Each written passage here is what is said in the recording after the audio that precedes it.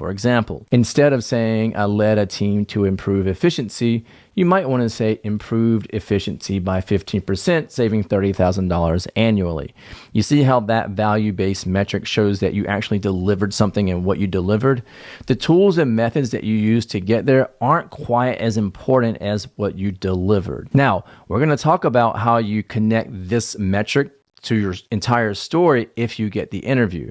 And so you can elaborate in the interview, but we'll talk about that later when we get to that step. The next thing you want to make sure you do on your resume is use action-oriented verbs. Using words like delivered, streamlined, launched, reduced.